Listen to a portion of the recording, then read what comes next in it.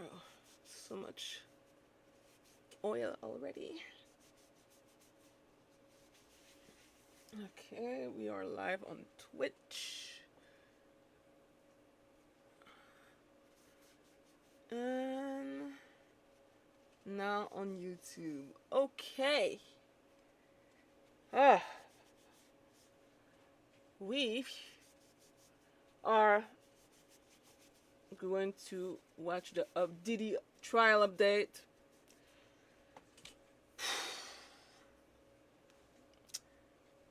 From what I've seen on Twitter so far, it's rough.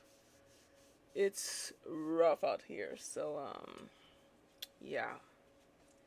I guess I gotta prepare myself for some absolutely triggering shit. So,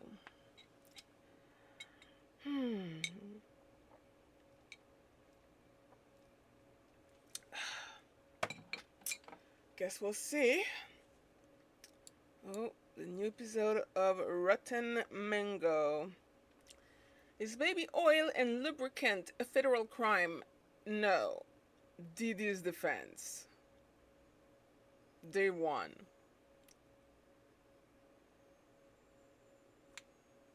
What the fuck? Let's see.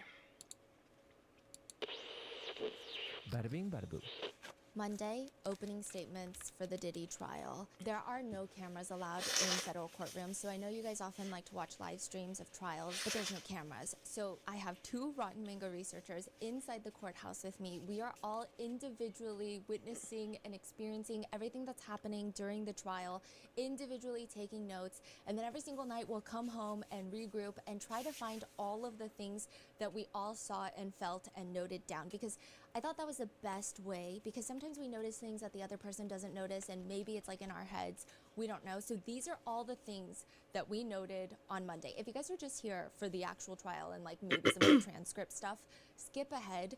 This is like the energy inside the courtroom. We sit down. The press is sitting on the right side again. So we are behind diagonal Diddy. So like we can see the side profile of his face and the back of his head mainly. And I feel like the minute that the defense attorneys start walking into the courtroom, it's already so tense. The energy, everybody expected it to be a lot more tense on Monday because it's the last day of jury selection. They're finalizing a jury. They're going to start opening statements. Two witnesses are going to come to the stand to testify. There's going to be cross-examinations. It's going to be tense, but it was really tense. Brian Steele walks in holding Tenny's bag as well as his own bag. And I feel like the minute that Brian walked in, we were all taking notes, because we have discovered this new thing at Rotten Mango, which is the fact that we can kind of predict what's about to happen in court next based off of Brian Steele's eyeglasses. There's something about this man's reading glasses. You look at his reading glasses, if they are on his nose bridge, I feel like whatever is coming next in court is about to be very serious. Or he's reading something, but like usually something very serious is gonna happen. When they're off, I feel like he's relaxed. I feel like it's about to be lunch. And they're just staying on his nose. They're not coming off. He's like buried inside of his papers first thing in the morning. Usually he likes to do his little not posing, but he likes to do his little stance while he greets people. But he's just like buried into the papers. Mark, the lead defense attorney, also stressed. I feel like he had a very approachable, almost like a teddy bearish quality that just keeps declining rapidly day by day. Seemingly, they're very stressed. The whole defense team, they just look like they're cramming for some sort of finals on the other side of the courtroom, and we're just in the back watching, kind of stalking them is the feeling, and like taking notes. And then the prosecution team walks in. This is the team that Mark Garagos, lead attorney Tenny Garagos' famous celebrity attorney father, has called a six-pack of white women. My understanding is you got a six-pack of white women. They walk in, and I will say, I don't know if it's the fact that we heard him call them a six-pack of white women on a podcast, or if they just look so cool. They looked so cool coming in. Yeah, the six of them, they walked in together, and they are just no business. One of us wrote down, if this were a soundtrack, it would be a very depressing motivational anthem. They look Depressing? so depressing. They look so powerful, and it's so motivating and inspiring, and I'm like, that's the look of justice, right? Question mark. But they all look so sleep deprived. I feel like they're sleeping under their desk. I feel like they're being held hostage inside of the courthouse. They look less tense than the defense attorneys, but they look so sleep deprived.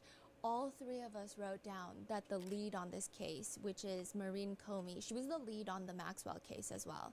She was assigned the Epstein case, but he self-exited in jail, said nobody ever, right, debated. She went to Harvard Law School. She had really intense eye bags on her, and we say that with a lot of respect. But it is worth noting, by the way, that the prosecution, yes, maybe it helps us sleep better at night to believe that they are in it for the sole motivating factor of just insatiable hunger for the justice of the people. Clearly, it's a huge stepping stone for a lot of people. Diddy's own successful defense attorneys have worked for the DA's office at one point. Mark Agnifilo, Alexandra Shapiro, Xavier Donaldson. It's like a pipeline. Oh, they all worked in the. Is it the same I don't office? think or- SDNY. So I know Xavier Donaldson worked in the Bronx. I don't think that. So they were kind yeah. of colleagues at one point, right? Alexandra Shapiro did work SDNY, if I'm not mistaken.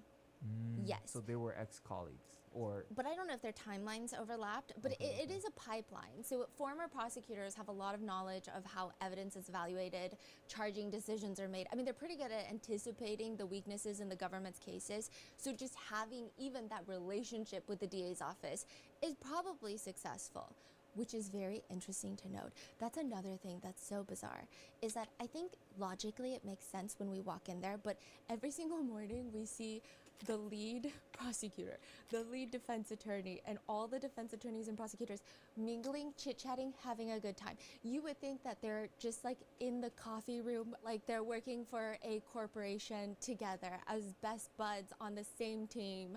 Or like Really? maybe half of them are in marketing and then the other half are in engineering. They just chit-chat like they're good old pals. And then the minute that the judge walks into the room, I feel like they want to kill each other. And it's just like a really weird shift of energy. And logically, it makes sense. It's a job. They're doing their job, but it's still very jolting to experience because, I don't know, I That's feel like that's, fascinating. yeah. Like even after the opening statements today, the two attorneys that did the opening statements, immediately after they were like chit-chatting. And I was like, what's going on? huh? Yeah. Now, side note, just to put this out there, I believe the prosecutors make around $150,000 to $200,000 a year. I researched it. That's the number I found, right? It is believed that Diddy's attorneys could be making tens of millions of dollars on just representing Diddy. And I Yeah. think that's like one of the attorneys, and he's got many attorneys. One TMZ clip, which I think TMZ is a very interesting source for this information because Mark Garagos seemingly has a very close relationship with the outlet, even hosting a podcast on TMZ. So to clarify, Yes. Mark is the father. Of Tenny Garagos. Okay, let me give you a brief recap on lore. Mark Agnifilo is the lead attorney with Tenny Garagos. Mark Agnifilo and his wife Karen Agnifilo are representing Luigi Mangione. So if the name sounds familiar, that's where it's familiar, okay? And then Tenny Garagos is working with Mark Agnifilo, but her dad is Mark Garagos. He represented Hunter Biden, Chris Brown, he's representing the Menendez brothers. That second is a tough time. I don't even feel like imagining about it. I hope you find a new job sooner. It'll be good, and sometime will come sooner. Aw, thank you, Diamond. I hope so too. Scott Peterson. Yeah, he is a very famous attorney. A lot of people call her the Nepo baby of the defense side, but then like some people argue that there is a Nepo baby on the prosecutor's side. It's a whole thing. So Mark, he's not formally representing Diddy for this trial, but he has a very seemingly long-term close relationship with Diddy, and he has a podcast on TMZ where later, without Mark in the room, TMZ, the outlet, they talk about how one attorney turned down representing Diddy for this case, but the number that they wanted was 10 million.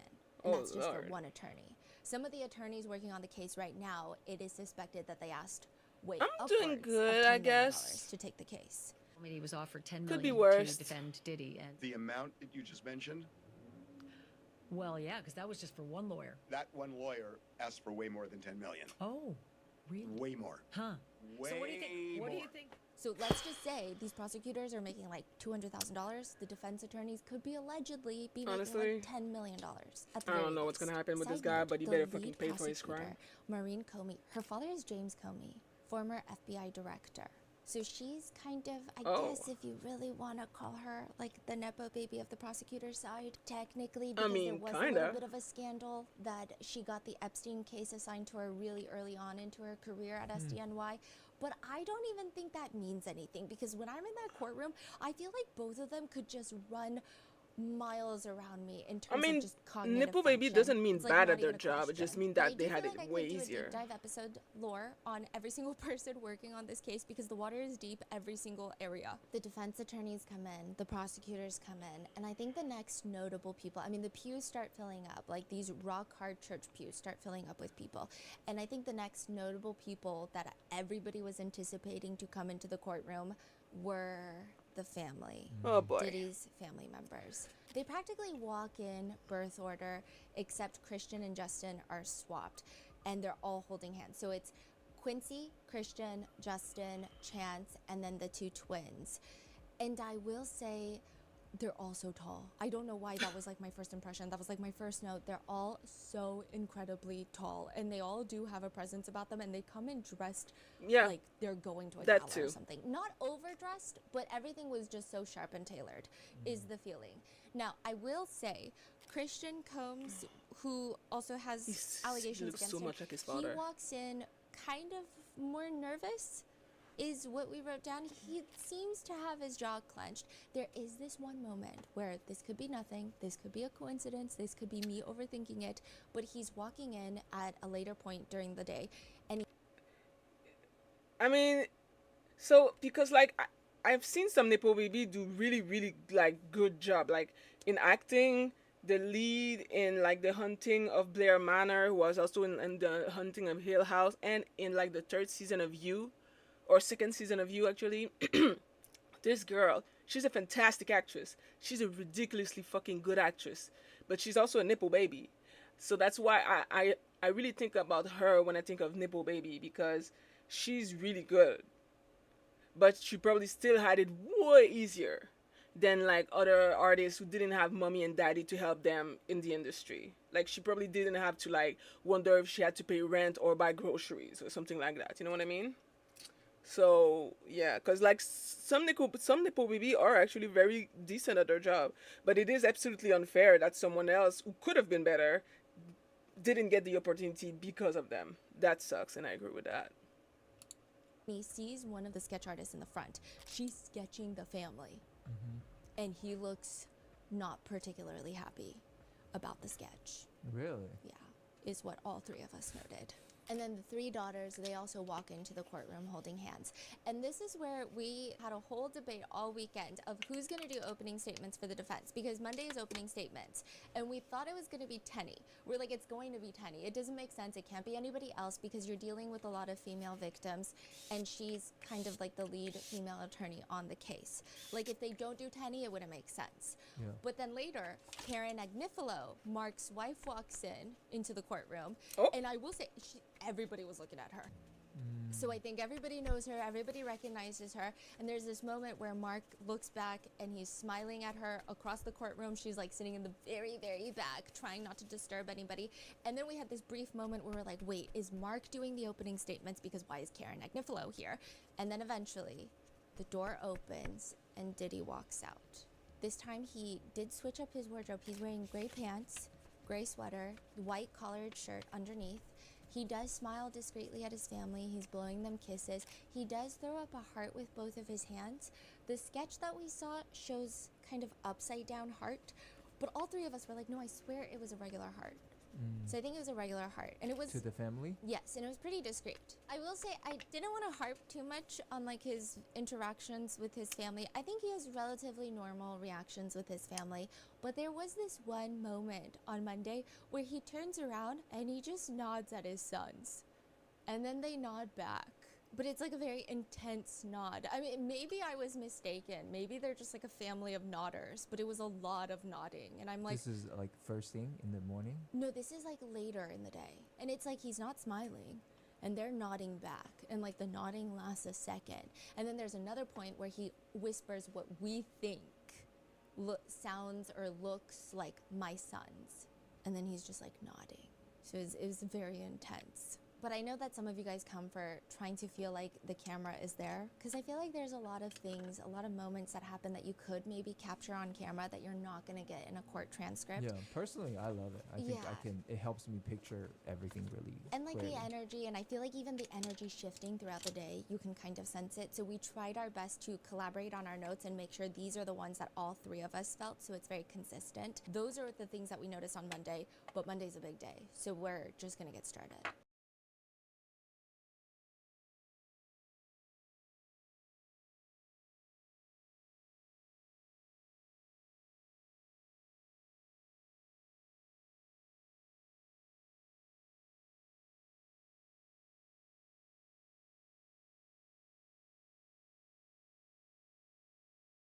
Content warnings, there's themes of essay and DV, and secondly, certain portions and quotes have been shortened and condensed and or combined for brevity.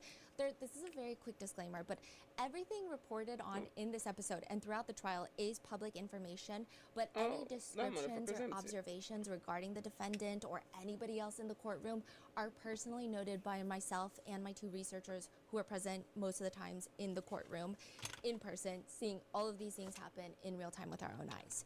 However, just because we see something and feel something does not mean that our experiences and statements are valid reflections of the truth.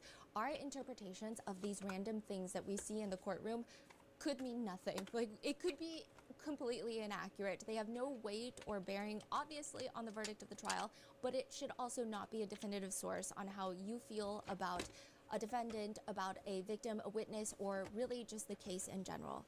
This case right now, Diddy is considered innocent until proven guilty. The burden of proof is the responsibility of the prosecution, and all the crimes that he has been charged with are alleged until a verdict is reached. We did 4 deep dives into Diddy's case in 2024 after his arrest, so if you want to know the backstory on everything, it's going to be in 4 different videos that I'm going to link below. And now we are on the opening statements of his trial that started Monday, May 12th. We're going to be doing daily updates on Diddy's trial. He is facing 1 count of racketeering conspiracy, 2 counts of sex trafficking, 2 counts of transportation across state lines for the purpose of sex work. He's rejected a plea deal, and he is facing a maximum of life imprisonment if found guilty. This is a federal case, so like I said, no cameras. We can't even bring our phones in. Like, we're just taking handwritten notes. So with that being said, let's just get started. The first part of Monday starts with selecting the jury. So both sides still have to get rid of all of their strikes. Basically, they have a number of strikes that they can get rid of jurors for technically no reason at all. And the minute that these strikes start occurring, it seems very hectic on the defense side. There's an order in which they have to go. The order behooves me, but it's like the prosecutors strike 1, the defense will strike 1 or 2. There's like a very specific order. And there's clearly a pattern that they need to follow, and Mark Agnifilo is not following the pattern. He's reminded by prosecutors, like, I think you were only supposed to strike 1 at that point. Linda Moreno, who is the jury consultant for Diddy's team, she's a little bit more involved today. Like, the whole morning, before they even got started, she's been turning around to Diddy, talking more intensely to him. She was a lot more social prior to this. I feel like in the mornings before court really started, she would talk to other attorneys. She did not come to play today. She looks like she's on her game. She's wearing a gold swirl brooch on her jacket, and she looks very serious. I mean, she's clearly the jury consultant. They're doing the strikes on the jurors. Mark Agnifilo will keep going to her to verify, and she'll go through her papers. And I feel like it's not that well organized, is the feeling that I got as the press. Like, it just seemed a little bit, and then all 3 of us wrote this down. Like, we had different variations of hectic. Like, just like, what's happening? And then eventually, Mark Agnifilo states, Your Honor, I note that the government has struck 7 black people out of 9 strikes. By our count, the government struck 7 black people, which we believe amounts to a pattern. And it's our request that the government give neutral reasons for these strikes. Ooh. So, okay, side note, by this point, like, while it was very hectic before they got to this point, I don't want to look too into it, but we all did write it down. It does feel like every time the defense attorneys are confused or are slightly underprepared or are maybe not on their A game, over the top, doing things before the judge even asks for it. Diddy will look at them, and it's not a menacing way. It's not like a sinister way. He's not staring them down. He's not nodding at them. He just will look at them like, hello? And it's like, to us, it's kind of intense, yeah. Like, hello? He'll just look at them while they're stressing. Like, what's going on? I mean, that'd be stress too, representing this monster. It felt like maybe they were freaking out because they wanted to say this statement and they were all trying to agree because there's like 7 different attorneys and they all have to agree on the statement, I guess. I don't know how it works. Now, the lead prosecutor on this case, Comey, she comes out swinging. I think this is the first time I hear her voice. The whole jury selection, she was not the one doing most of it. Her voice reminds me of, there's a TV show called Bones. It's like a forensic anthropologist played by Zooey Deschanel's sister. This is so random. It's not that important, but she is known to be this extremely logical and rational person that obviously in the show, it benefits her professional life. It doesn't benefit her love life. It's a TV show. I'm not trying to say that's Comey, but she has a very similar way of communicating.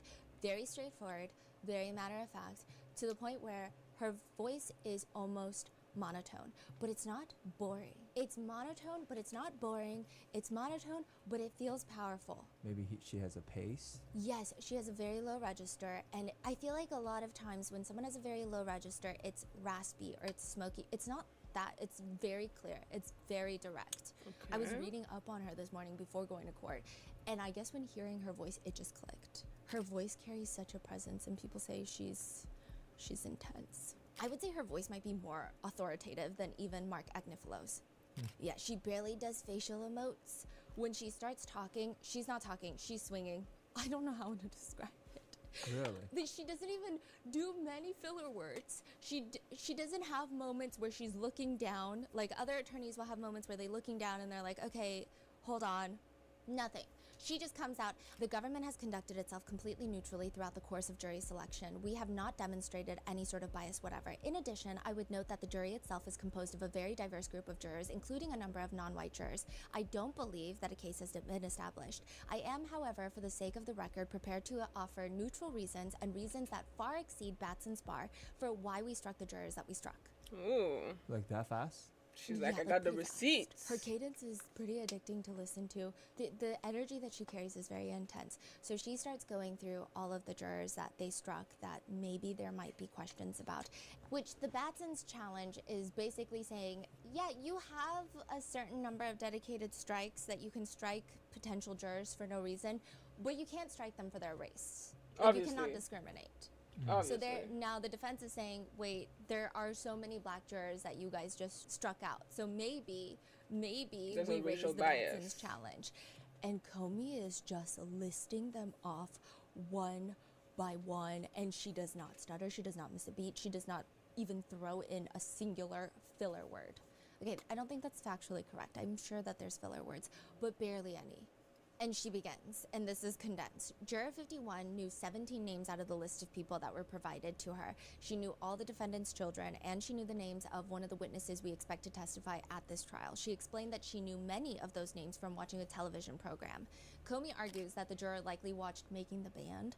It's a reality TV series, if you guys remember, where some of the members on the show have filed lawsuits against Diddy, or they've spoken out against Diddy, accusing him of inappropriate touching and or predatory business practices, where some of them have even accused Diddy of threatening violence, but also cannibalism to some degree. Wait, what? One former participant in the Making of the Band went on a documentary that is called The Making of a Bad Boy.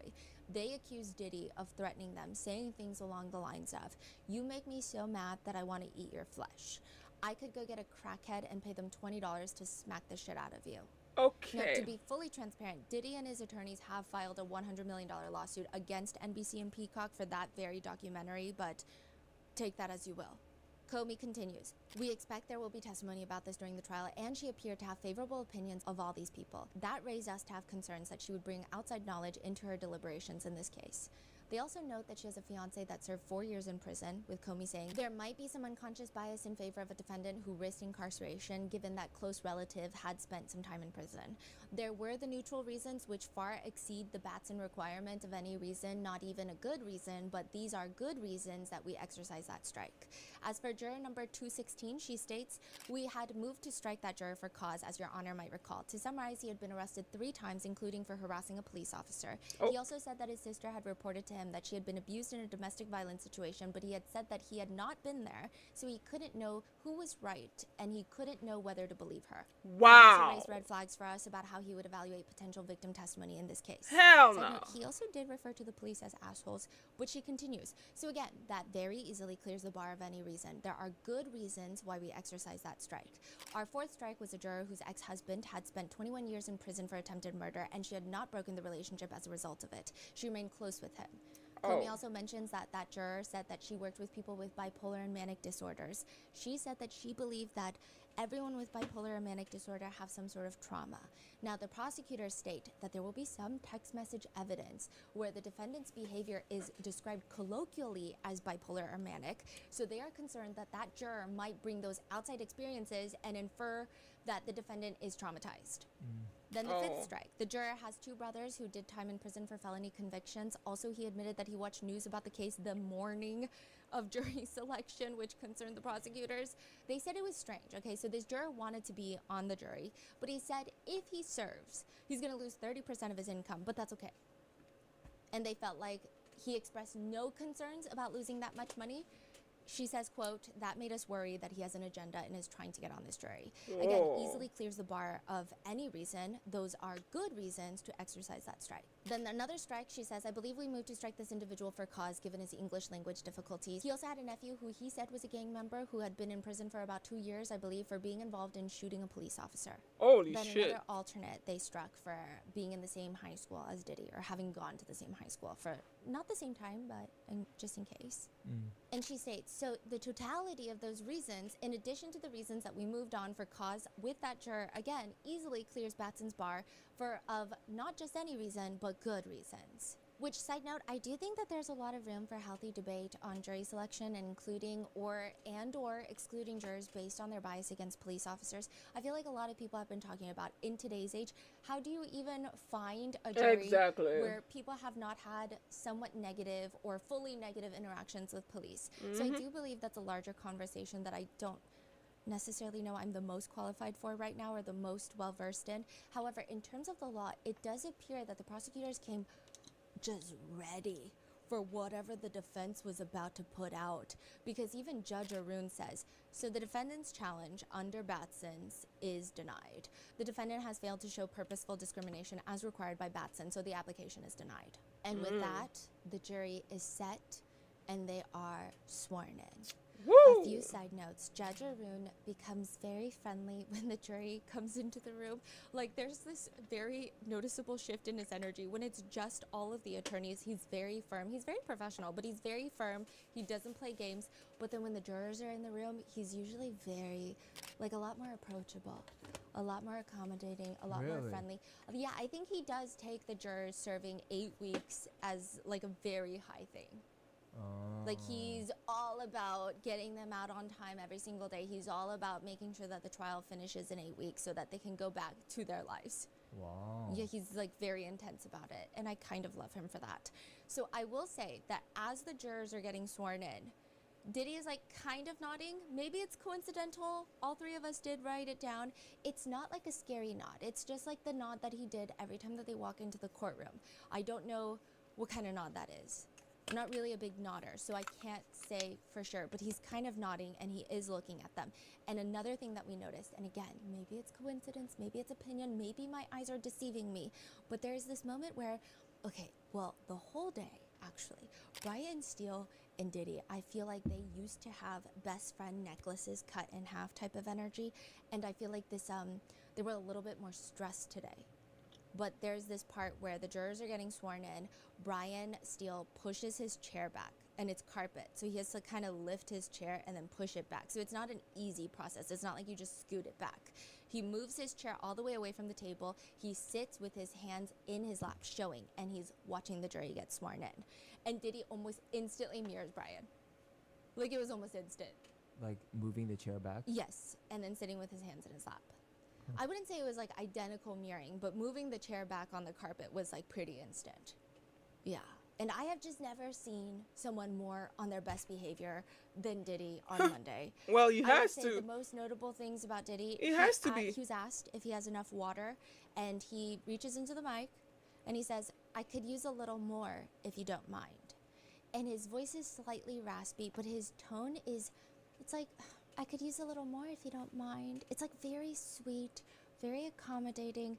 It's like if you were to go to your very wealthy aunt's twice removed house and you just know everything is so expensive, so you can't even like sit on the couch, and you just sit on the edge and you just hope that your jeans don't stain the white couch. And they're like, "I guess if you have some more water, like I would love some." It's kind of that vibe. Even when Tenny, the lawyer on his right, has to sit back down after a statement, he full on both arms, like a moving company mover, is pulling out her chair onto the carpet. But it's just like, it's like the Brian Steele jacket lapel thing. It's just like, it feels like too much. Yeah. I feel like, I don't know if the Queen, rest in peace, got this type of treatment when she wanted to sit down on a chair. It was a lot. And then once the opening statements start, Diddy is a literal statue. We wrote down, two out of three of us wrote down statue, because his eyes will move, his eyes will dart about, but other than that, this, like, he's a marble statue. He's a wax figurine. I don't know how else to explain it. I did a no, he's comparison that stressing. honestly should not be taken seriously at all. Don't take it seriously, but I took it seriously because I don't know why I was taking these notes. But I did a comparison of the physical moving body of Brian Steele. The way that I always end up sitting, I feel like I mainly just see Mark Agnifilo and Tenny's the back of their heads, but I get like a, and I think because they move around a lot more, I get a better view of Diddy and Brian Steele. And then Alexandra Shapiro is on Brian Steele's other side, but she's usually very low-key. Yeah, and so I did a comparison of the physical moving body of Brian Steele and Diddy, and in the span that it takes Brian Steele to look up, and he's not doing this weird, like he's just doing this as he's moving his neck, he's looking up, he kind of rolls his head side to side, he kind of lolls it, he looks down, he kind of purses his lips, then he looks back up, he lifts his chin, then he purses his lips again, and then he sucks in his cheeks, looks away. You and took then way he too puts many his notes. Index finger near his eyes, then he kind of like flexes his face, and then he kind of moves his neck around, and in all of that, Diddy has not moved but his eyeballs inside of the sockets. Like, he is rigid, and his back is not even to the back of the chair. So his back is erect, and he's like statue rigid. Wait, this is during opening statement or? Yes. Oh. During opening statements, very rigid. Now, opening statements, the podium where the attorneys are going to be speaking directly to the jurors is literally facing the jurors. I would say the first row of jurors, you could reach out and caress their hair. You would not be able to do that. I think you would get kicked out of court, but like that's how close it is. And usually opening statements, they say it's a very good way for the defense and the prosecutors to build rapport with the jury, build credibility, sell their story, shape the jurors' perceptions. And I'm going to try and describe everything and be your camera. The prosecutors start. Diddy is focused on the prosecutor. His back is straight, his head is up. He's scooted the chair all the way up, so his stomach is touching the table at this point, and his posture is good, well, erect, and his elbows are resting on the table, and he is just watching in full focus. Later, he will readjust where he leans into his chair, but he's still watching the prosecutor intently during the opening statements. Oh, damn. An ad break. Learning about investing when I was freshly 18, 19 years old was You get one of that the best bag, girl. financial decisions that I've ever made. Just gonna Investing skip isn't to- just Wall Street and rich client. Fully promote Acorn's Tier 4 compensation provided. Investing involves risks. Acorn Advisors LLC, an SEC registered investment advisor. View important disclosures at acorns.com/rotten.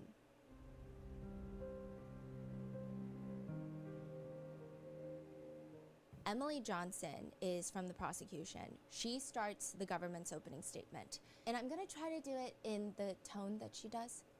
This is Sean Combs. To the public, he was Puff Daddy, or Diddy, a cultural icon, a businessman, larger than life. Okay, maybe not But there larger was than another life. side to him, a side that ran a criminal enterprise. Okay, going into opening statements, I think the content of the opening statement matters, right? But also the delivery, because the jurors are the ones hearing it, and they're the ones either getting moved, shaped, not moved by it. I think the opening statements were kind of disappointing. I know that the opening statements, I looked it up, they're not supposed to be overly passionate. You don't want to come off as you're trying to sell someone or something or an idea, but it just felt so flat. The opening statement from the prosecutor goes, during this trial, you are going to hear about 20 years of the defendant's crimes, but he didn't do it alone. He had an inner circle of bodyguards and high-ranking employees who helped him commit crimes and helped him cover up kidnapping, arson, drugs, sex crimes, bribery, and obstruction. These are just some of the crimes that the defendant and his inner circle committed again and again. You are going to hear about all of them during this trial. Let's start now with just one night. The prosecutor states the defendant was on the hunt for his girlfriend, a woman named Cassie. For years, the defendant physically abused Cassie. He also sexually exploited her, forcing her to have sex with male escorts while he watched and recorded it. She also doesn't make a lot of eye contact with the jurors, we noted, and she seems to be more so reading. But that night, the defendant learned that he had lost control of Cassie. He found out that Cassie was seeing another man. Furious, he set out to find Cassie and that other man, but he couldn't do it by himself. So he took his gun and he took his bodyguard, one of his most loyal lieutenants, to wake up one of the defendant's employees in the middle of the night. So she goes on to state that after finding Cassie, he, quote, when he finally found her, he did what he had done countless times before. He beat her brutally, kicking her in the back and flinging her around like a rag doll. So she tells the jury he threatened her. The defendant told Cassie that if she defied him again, he would publicly release the videos of her having sex with male escorts that he kept as blackmail. Disgusting. Souvenirs of the most humiliating nights of her life. She continues, this was just one in the defendant's 2 decades of crime, and as you will learn, this was just the tip of the iceberg. These are not the only crimes the defendant committed. That's not the only time he kidnapped someone, and Cassie is not the only woman he beat or sexually exploited. For 20 years, the defendant, with the help of his trusted inner circle, committed crime after crime. That's why we are here today. That's what this case is about. 20 years of crime is a lot to cover. So at this point, Diddy did shake his head a tiny bit, no? About the 20 years. I don't know if it's about that. Maybe there's a fly. I don't know. Maybe it's coincidental. I will say, though, the opening statement did not evoke any emotions, considering how emotional I feel like a lot of the allegations are. And I feel like even listening to some of the press and like listening to some of the public talking about it, everybody is like ready to cry nonstop when Cassie hits the stand, you know? So it just, Oh, shit. it just felt very flat. Considering how like emotional people already feel about the case. It just felt kind of, I mean, all the words used were slightly vague. I mean, we did have a whole debate about it, so we were thinking maybe it's vague because it resonates more with the larger audience, or maybe it's vague because I did notice that the jurors were taking notes, so maybe she's talking in a note-taking speed. I don't know. If you guys are attorneys, let me know in the comments. But she'll say things like, you'll learn that the defendant was a musician who created an empire. He had a record label, Bad Boy Records, and other businesses that he ran or controlled. Those businesses made the defendant rich, and he used money and resources from those companies to build his reputation and to feed his every desire. It just felt kind of like, not passionate, you know, but maybe the words are more easily digestible. He sometimes called himself the king, and he expected to be treated like one. He expected his inner circle to cater to his every desire, including his sexual desires. Now, at this point, we did note that, I don't know if this is like in our heads, but we did see Diddy's cheeks kind of perk. So we don't know if maybe he's like clenching his jaw, or maybe he's hiding a smile, I don't know, or maybe his cheeks just go up because our facial movements do weird things. She continues, let me be very clear on this next point. This case is not about a celebrity's private sexual preferences. The evidence will show that the sexual conduct at issue in this case was coercive and criminal because the defendant made women have sex when they did not want to, because he threatened them, he drugged them, he lied to them, and he even used violence to make them do it. She does mention the freak-offs, but she mentions that Later, he called them king nights or hotel nights, allegedly. Rape night. Right, That's and literally the what this defendant is. had particular demands for freak-offs. She states that he would get his staff to come into the hotel room, and we kind of already, I feel like a lot of the public already went through this type of information, but he would control the lighting. He liked extra linens, lubricant.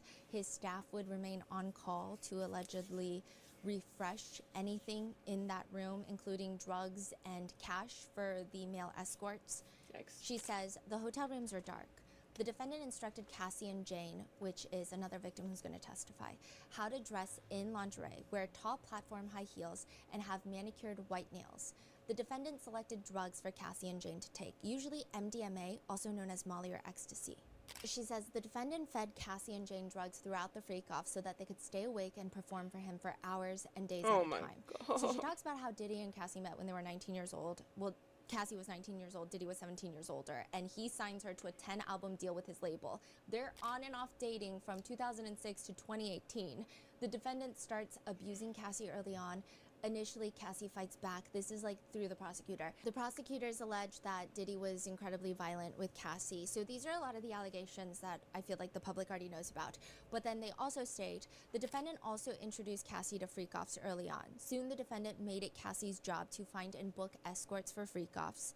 Freak-offs that were happening as often as once a week for days at a time. Oh my Meaning that gosh. for almost half of every week, Cassie was in a dark hotel room, high and awake, for days, performing sex acts that she did not want to on male escorts. That's crazy. Wow. That is crazy. Cassie will tell you how she felt like she was choking when the defendant made an escort urinate in her mouth, and how she overdosed at a freak-off when she still had an open wound on her face from the defendant's most recent assault.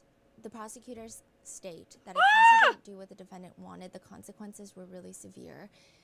They say that he would beat her when she didn't answer the phone when he called. He beat her when she left a freak-off without his permission. He beat her when she took too long in the bathroom. The defendant taught Cassie that defying him could and often would end in violence. The prosecutors state that Jane went through Oh my similar things that Cassie God. went through, and that started around 2020. Jesus Diddy and Jane fucking started Christ. spending time together in 2020. And that the prosecutors state that Diddy asked Jane for a freak-off, and then it snowballed into similar allegations and violence. The prosecution does state Jane tried twice to make it through these nights without drugs. The first time, she broke down and had took ecstasy to finish performing for the defendant. The second time, Jane vomited after having sex with an escort. How did the defendant respond?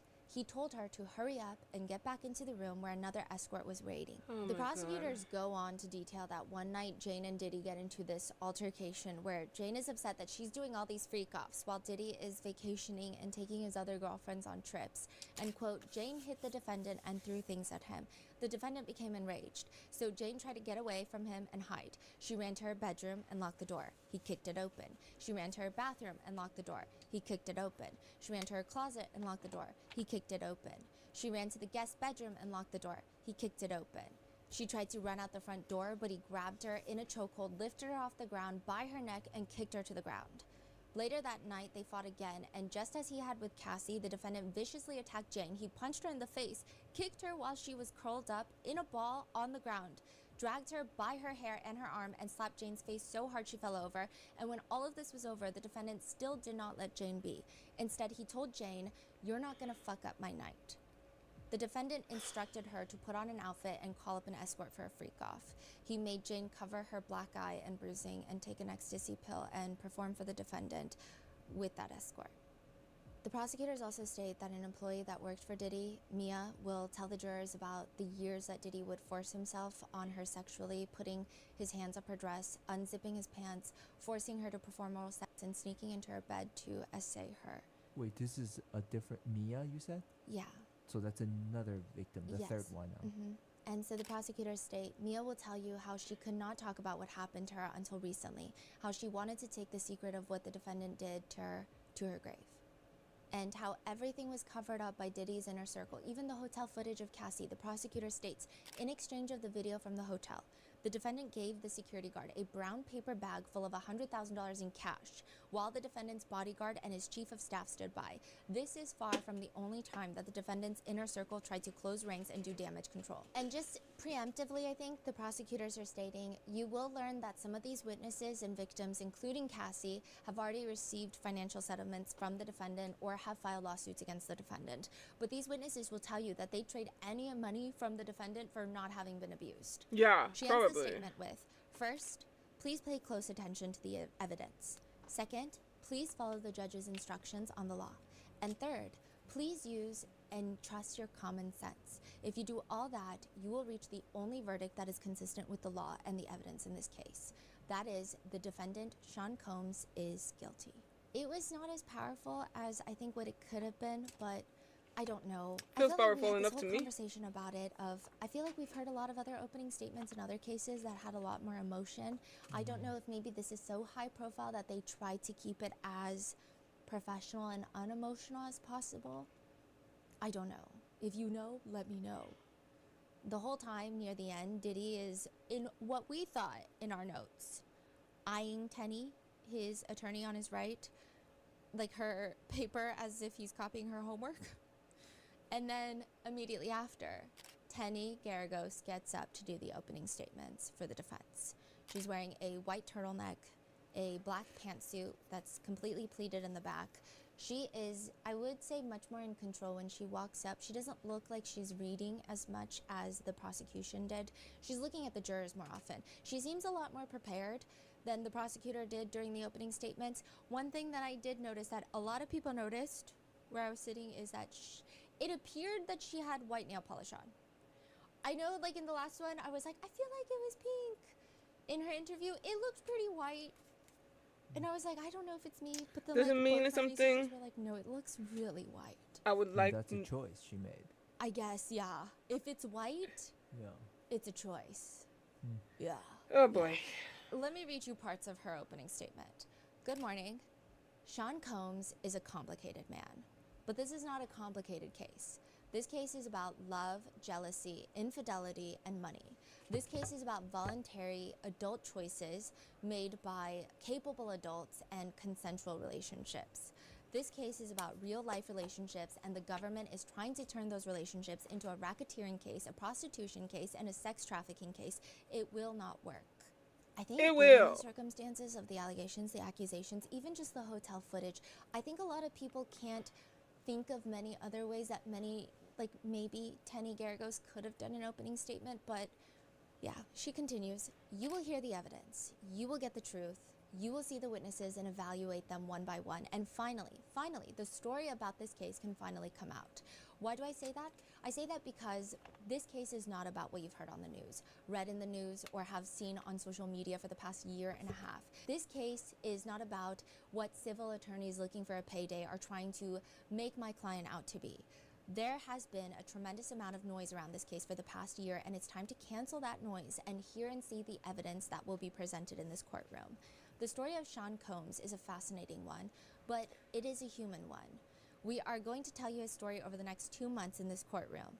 So by now, you've heard the government say a lot of things about my client. It's time for me to introduce you to him. Right. His name is Sean Combs. And at this point, I almost peed myself because Diddy stands up. And it's like kind of abrupt. Like I wasn't expecting him to stand up.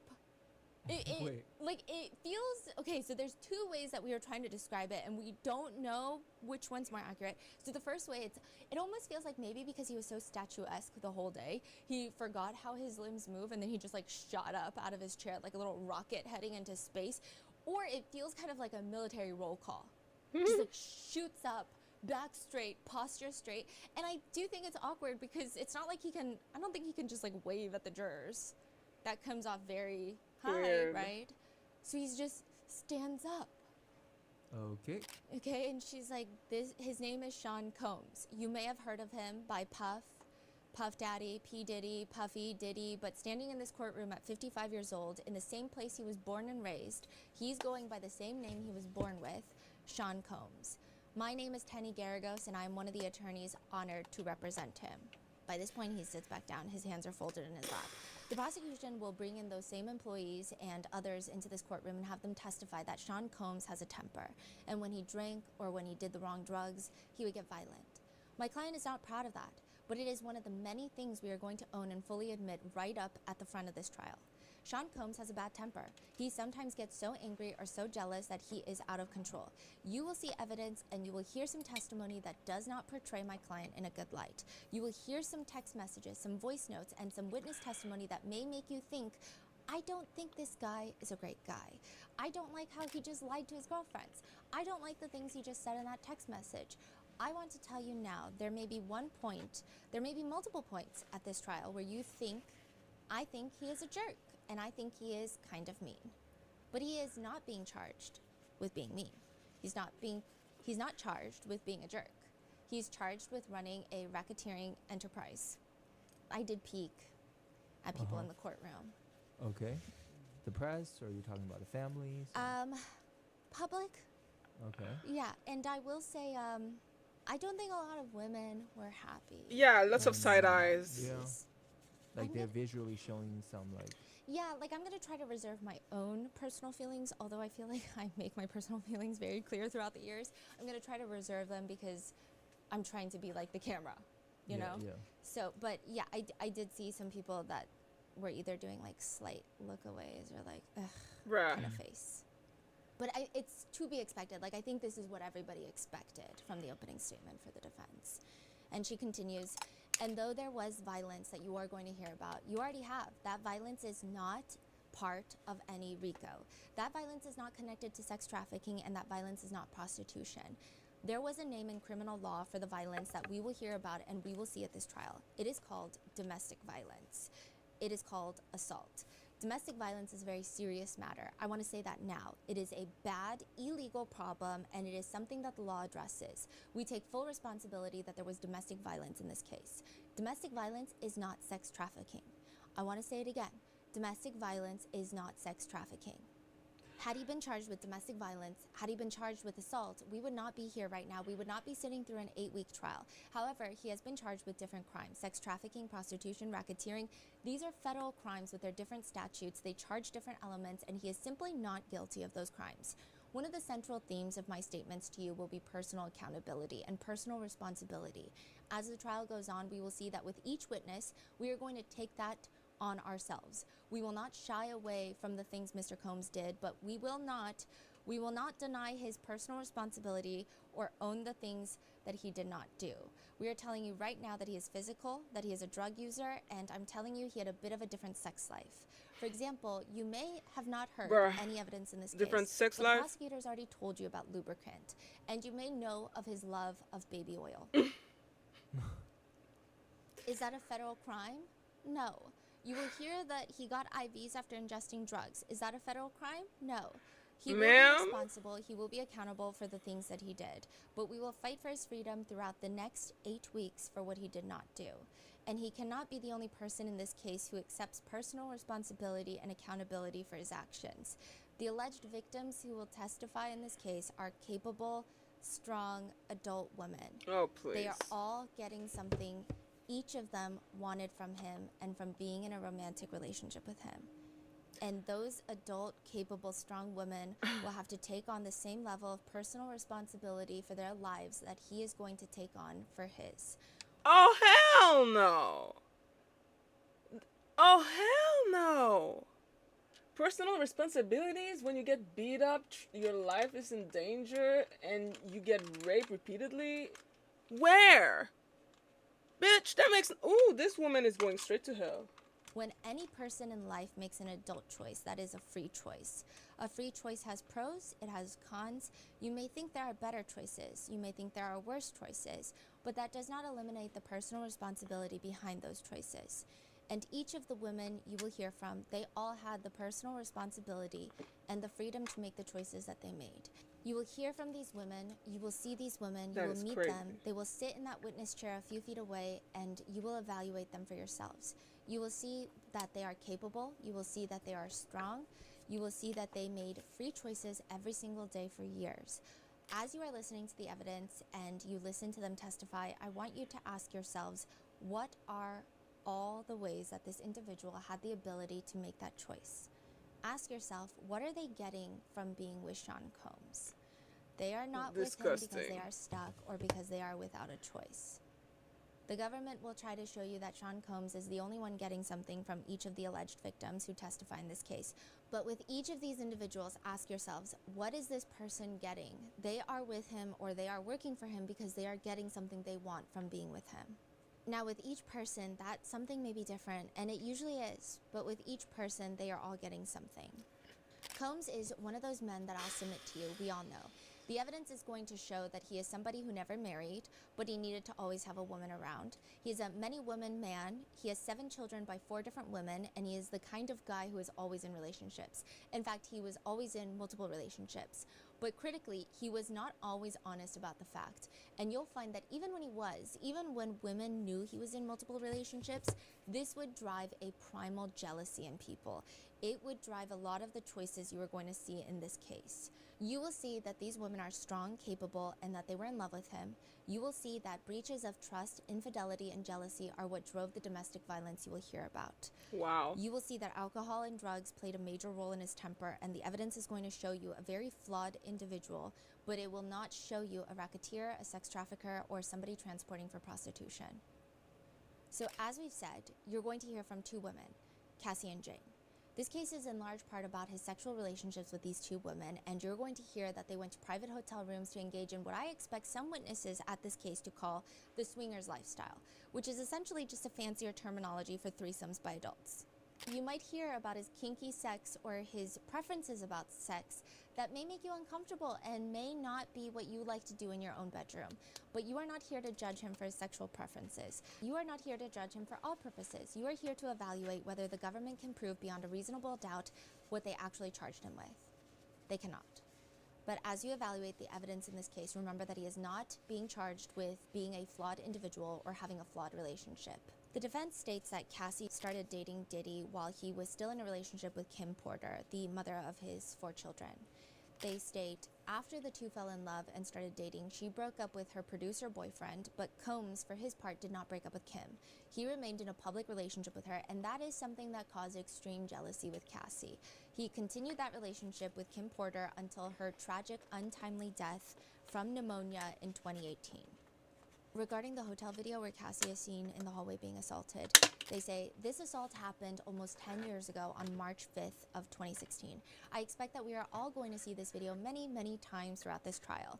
You are going to see it later today, and I expect you to see it many more times throughout this week. You're going to see it a lot, but I want to start by saying 2 things. First, what Combs did to Cassie in that videotape is indefensible. It is horrible, it is dehumanizing, it's violent, it's virtually every bad word you can think of, and while it's dehumanizing and violent and terrible, the second most important thing is that it is not evidence of sex trafficking. It is evidence of domestic violence. You will see that it's also evidence of the central theme in this case, which is jealousy. That's what the videotape will show you. So the defense states that what Diddy really wanted that day was the phone, and that the DV is over the phone and not because of sex trafficking. Further asking, what causes a fight about a phone? We can all use our life experiences to show us that. Phones keep the secrets of infidelity, and you will hear that there was another fight even later that year, again, about a phone. The defense states that the 2 of them stayed together for 2 years after that hotel footage, and the real reason that Cassie and Diddy break up, according to the defense, is that they were on and off for years. Finally, they break up because, according to the defense, Cassie was very jealous and broke up with Diddy and then started dating her now husband. And then eventually Kim Porter passes away, and the defense states that in November of 2018, Kim Porter tragically passed away from pneumonia. Knowing that Combs would be distraught and wanting to be there for him, she did everything she could to be there. She came to his memorial service at his home. She flew to Kim's home state of Georgia to be at the funeral. Don't lose the sight of the fact that amidst a breakup, all the way at the end of 2018, she flew to a funeral service to be there for him and support him and his family during this trying time of their lives. And at the service, at their home, Combs, to a group of loved ones, former employees and others, and to many people who on social media were paying respect, said, and I quote, "Kim was my soulmate." In Cassie's presence for everybody to hear. He said, "She was my soulmate." The end of the relationship between Cassie and Combs is important, and I want you to focus on the evidence of how and why it ended. When Combs publicly stated Kim Porter was his soulmate to all the people around him who were there, for the first time maybe ever, Cassie realized all the things she would not be.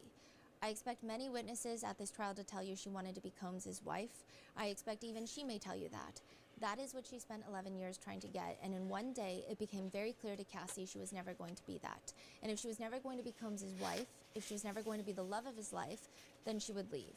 And that is what she did on her terms, her choice, for reasons that for her were the right reasons. The defense does state when she made the decision to leave, there were no repercussions, as the government hinted. She made the choice to leave. She communicated it to him, and then she ran into the arms of another man, which a lot of netizens felt like that part was very interesting. Yeah. But continuing. Oh, and side note, the defense states that the freak-off videos that they found were not on Diddy's electronics, but on Cassie's, saying, you will hear that the government raided 2 of his homes. You've already heard that over a year ago. They seized countless electronic devices. The only freak-off videos you will see or hear about at this trial came from her devices that she kept for 5 years. So when the government Wow. talks about power and control, who had the power? Who had the control? Who? I guess they're hinting at maybe The rape Cassie victim has the power. because she has those videos and could blackmail Diddy. What?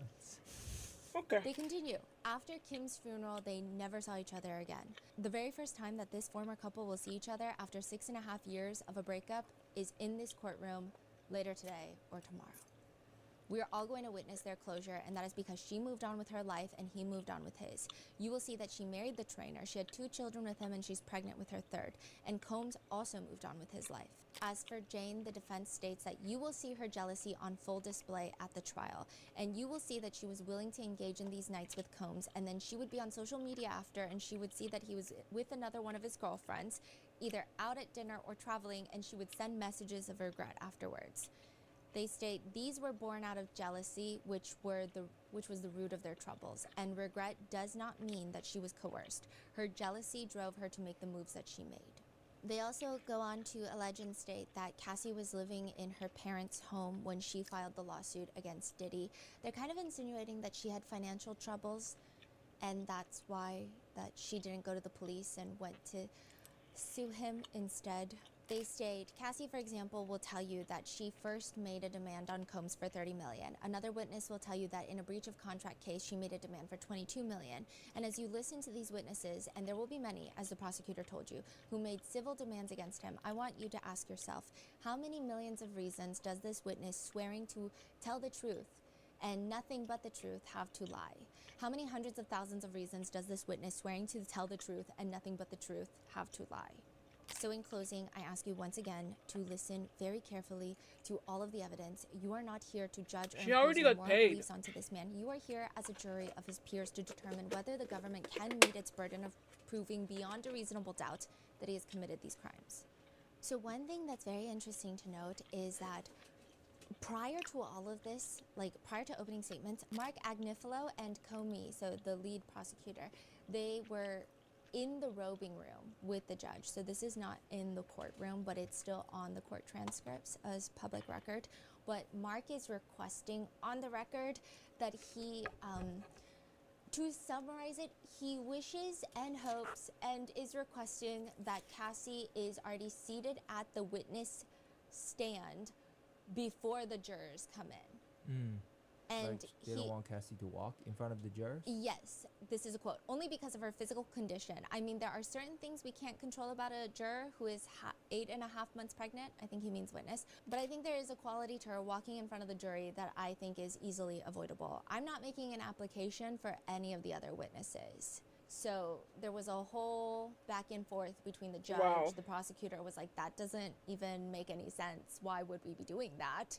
The prosecutor says, Your Honor, we would object. If Your Honor is considering it, I would like to be heard on that. I don't think there's any basis to treat any witness differently because of a medical condition, most notably pregnancy. I think that would be deeply inappropriate.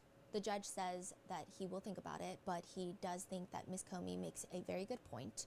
And he says that we wouldn't treat people differently based on any other sort of medical condition or physical impairment or any other attribute, right? Why would we treat this differently?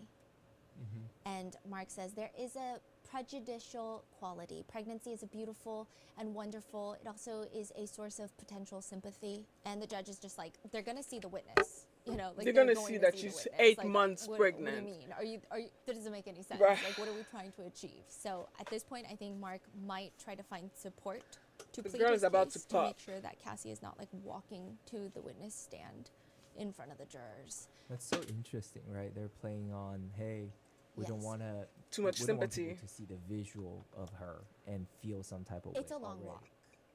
Oh, Okay, so the defendant comes out the door right next to like the defendant chair, and then the jurors come out the other door, right? And they all stay in that side of the courtroom. The witnesses, they come in from the door that we come in from, the double doors behind us. So it's like not saying that I agree with this. I think Cassie should do whatever she wants to do, right? But also like, no, we should follow the law. Okay, that's what I meant by that. But also maybe both, okay? But the double doors open and like everybody is just staring. And then you have to walk down the aisle and like there's press, there's family, there's everybody. Yeah. And then you And like, she's 8 months pregnant, yeah. right? And then you walk past the jurors and then you sit right next to the judge at the very opposite end of the room. Yeah. So it's definitely an intense, yeah. Yeah, so that was requested. Now, with that being said, the witnesses are starting. Like, they just went into it. So the Straight first into it. witness gets called onto the stand.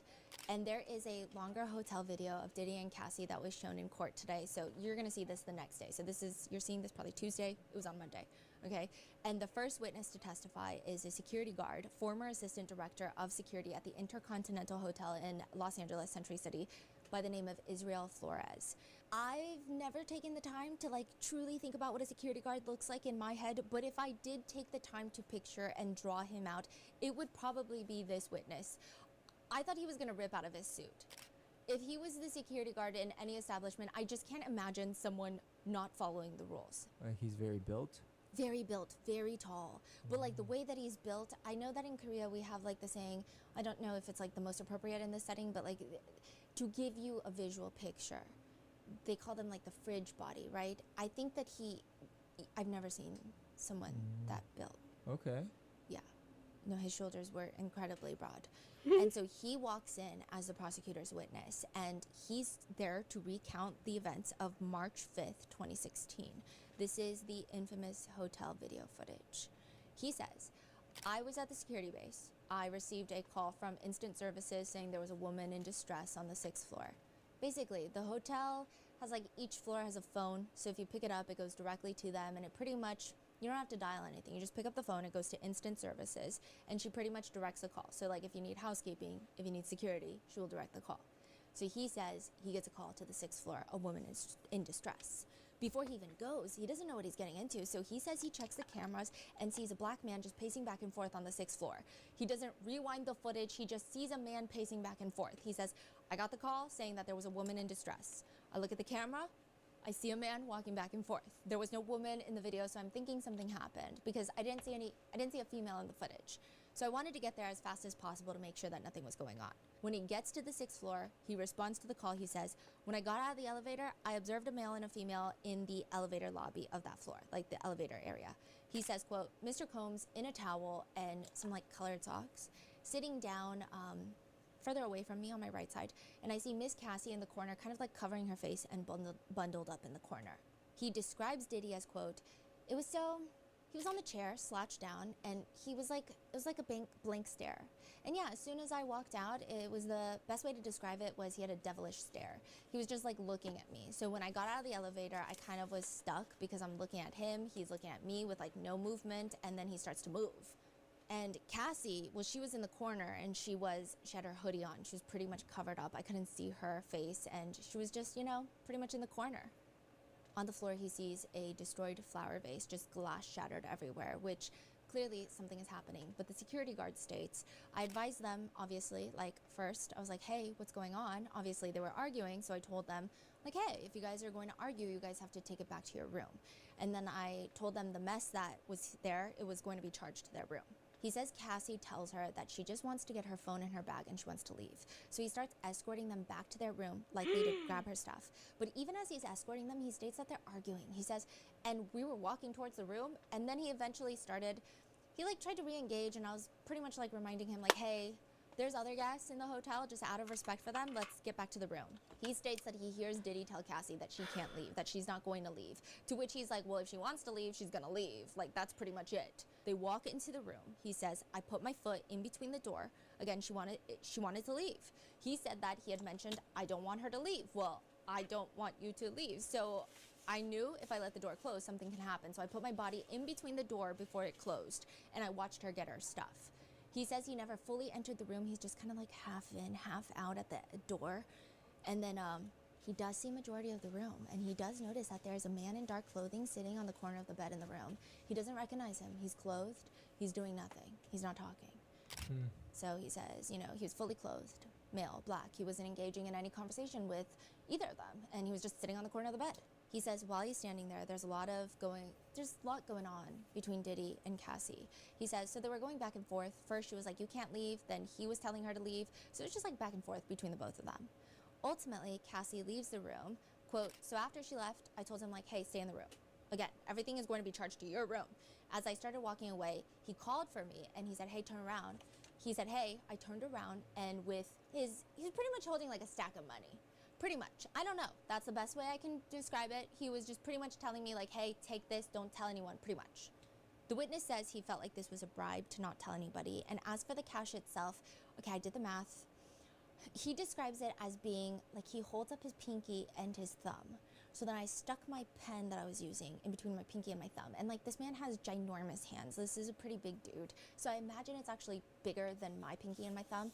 But I measured the pen, and then I calculated how much it would be. So he describes the top bill was a $100 bill, and the rest he doesn't know because he didn't go through it. He didn't accept the money. But I did the math. If it was a stack of all hundreds, that's $120,000 to be what he described. If it was all 50s, 60,000. All 20s, 25,000, 10s, 12,000, 5, 6,000, and if maybe it's just 100 on top in all dollar bills, it would be 1.2 thousand. So he just pulled out like 120 grand of cash. I Just mean, like, he's a billionaire. Here you go. He's a Yeah. billionaire. And regardless, well, that's what the witness claims, right? Now, the witness turns it down. He says, I told him I don't want your money. Just go back into your room. Everything is going to be charged to your room, and stay in your room. And I left. He says after declining a mortgage, he just goes downstairs to find Cassie, where he notices her in the valet area. He says that he hasn't seen any footage. So he only knows that there's a broken flower vase. There's some sort of disagreement happening between the couple. He starts asking her what happened. He notices that she has a purple eye. And then he says, I asked her, did he do that? Do you want me to call the cops? And all she kept saying is, I just want to leave. After speaking to her, she didn't respond to any of my questions. She was just saying, I want to leave. I want to leave. And when I offered her like, hey, the cops can go to the back of the building. Nobody's going to see. She just kept saying, I want to leave. So there was no victim there. Obviously, nobody was pressing charges. And then by the time I did draft up the email, everybody was gone because Mr. Combs had already left. So when she leaves from the valet area, he goes back up with his manager to talk to Diddy. And he claims that he goes into Diddy's room, and the way that his friend manager talks, he likes to hold his phone up to his chest, almost like he's recording. And he claims that Diddy starts freaking out, thinking this man is recording him. So he's like trying to grab the phone. He's like, are you recording me? He's like reaching for the phone. The security guard pins him up against the wall, and he's like, what are you doing? Eventually, the whole situation de-escalates because he's like, I'm not recording. Like, I can show you my phone. And it de-escalates. In the incident report that was entered into evidence, it states that after he was shown that there was no recording, Diddy de-escalates and that he just felt scared. Like, I guess that he was going to lose everything was the general consensus. So then he states, quote, just told him the same thing I told him. The security guard is saying, I just told him, like, everything that happened in the lobby is going to be charged to your room. And we reminded him that it was checkout, so he needed to check out by 3 p.m. I've never seen someone so more diligent about charging damages to somebody's room. But one thing to note is that the guard says he never sees that mysterious man from that hotel room ever again. Probably like, he a wasn't there prostitute. when they went back. So they leave the room, they take pictures of the broken glass, the broken vase on the 6th floor. The guard will eventually send those attachments along with his incident report to the hotel staff and security.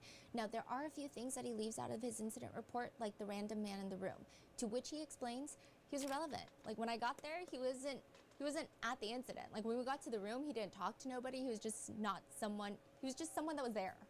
Which, side note, the incident report, when they showed it to the press, there is a part where, oh, this is the quote where Diddy says, "I just don't want to lose anything and I could lose it all." That's the alleged quote that was written back in 2016 by the security guard into the incident report.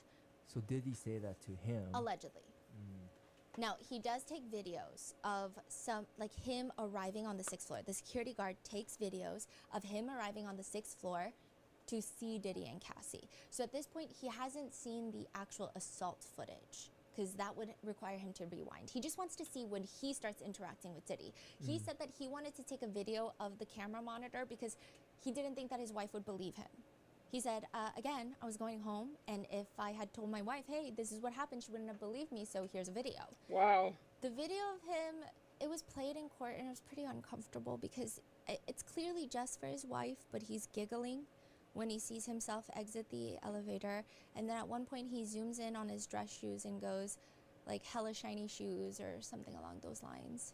Now, there Okay. is more to the hotel footage, but it's generally like the same stuff that we saw, just different angles. I do think that this situation, the security guard could have handled it a lot worse, but yeah, I guess that just makes me sad for Cassie, I guess.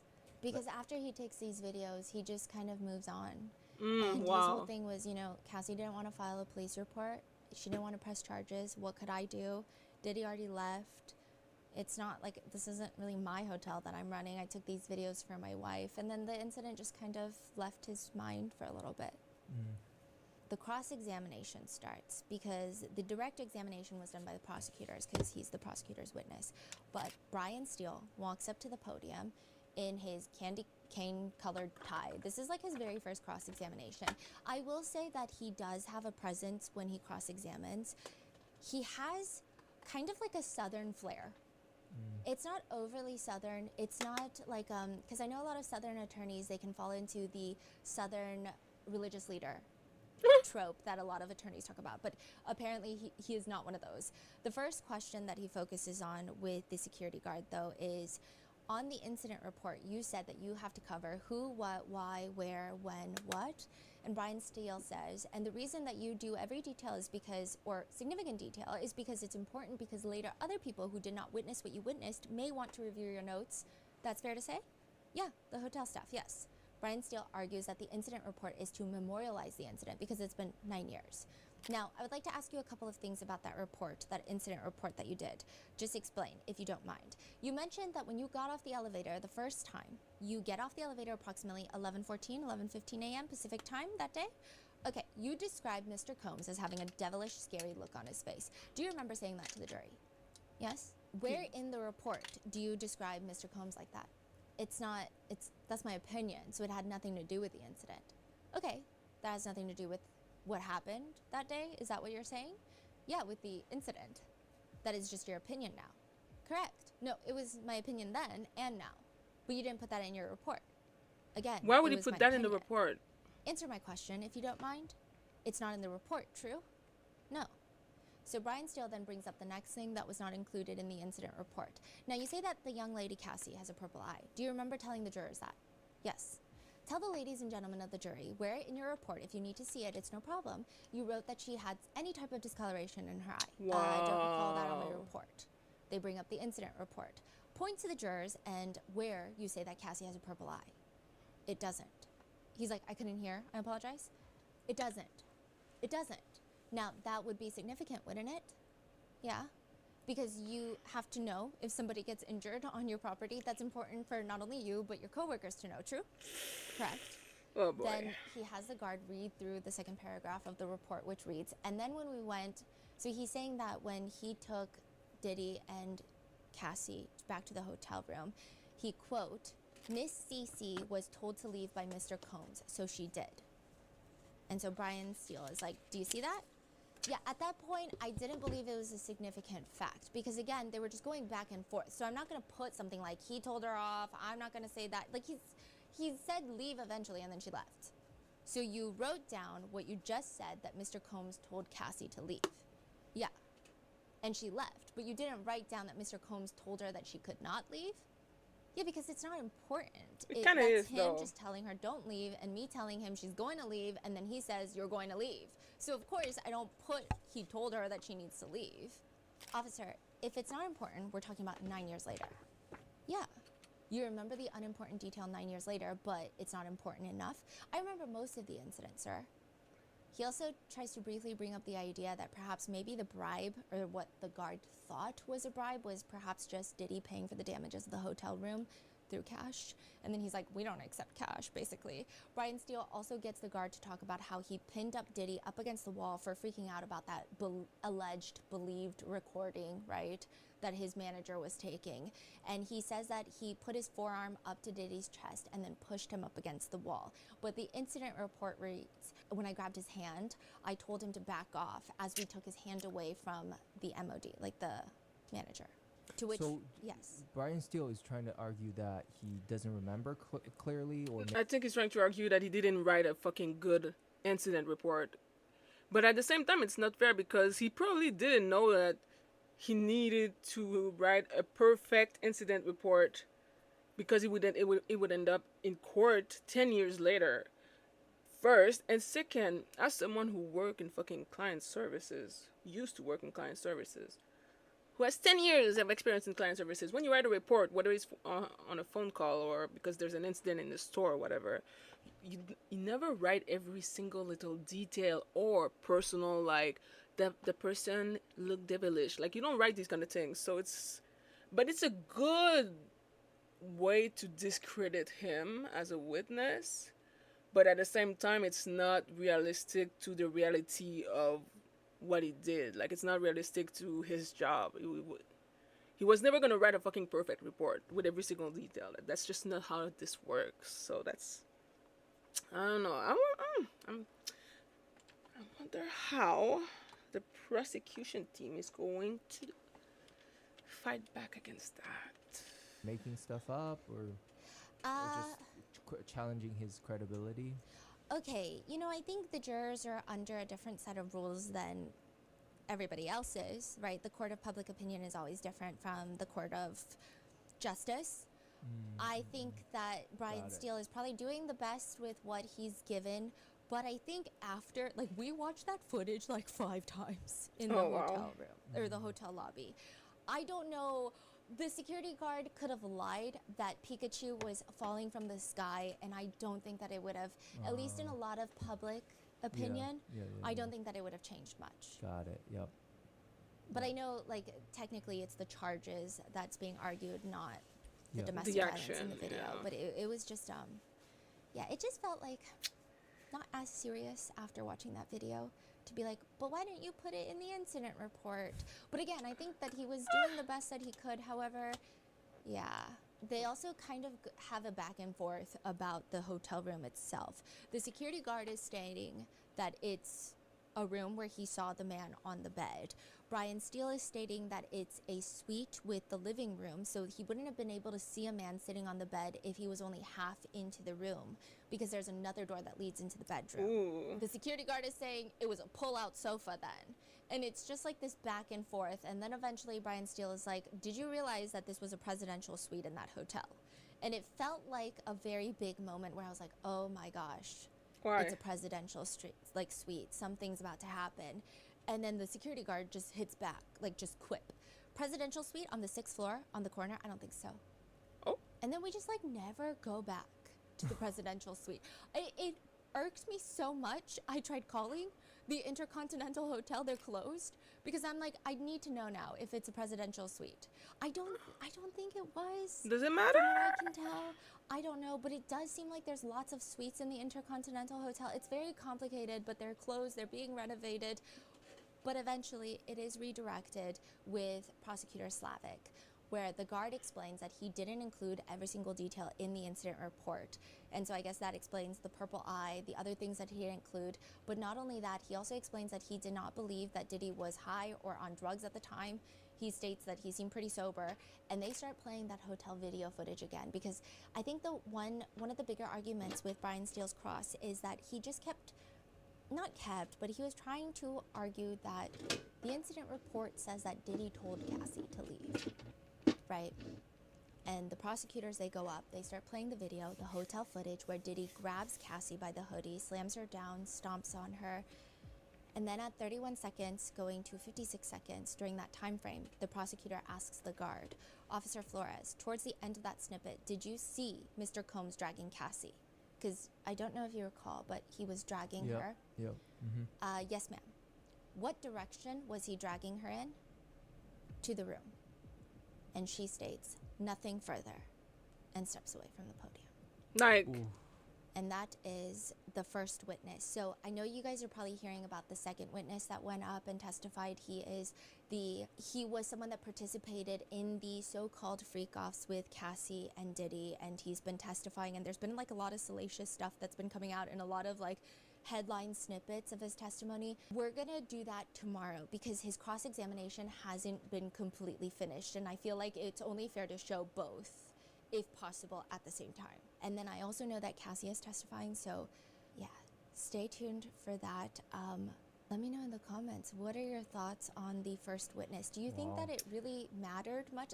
And also the opening statements, I do think a lot of people are upset by both parties. I feel like the internet is upset by the defense's opening statement, which was to be expected. I think a lot of people inside the courtroom like kind of expected that, but then were kind of disappointed because a lot of people had high hopes for the prosecutor's opening statements. I don't know. What are your thoughts? Leave it in the comments, and I will see you in the next one. girl, bro, it's all... She posted that yesterday, and it's already at fucking 2 million views. Goddamn, girl. Goddamn. But, is there any... No, okay. Whew. I'm guessing the other video is gonna come out later today. I'm gonna have to put the fucking warn me every time it posts because gosh, that's so crazy. Oh. Wow. I kind of only want to hear it from her though. I don't want to like listen to other people retelling what's happening in court, so I guess I'm just gonna have to wait. Yo, Tito, arrête. Come, tu m'énerves là. Stop it. Yeah. Anyway, I'm kind of almost done with the makeup, sort of. I don't have much left to do, so I think I'm just gonna end this stream here and come back later for some video game. All right. Bye.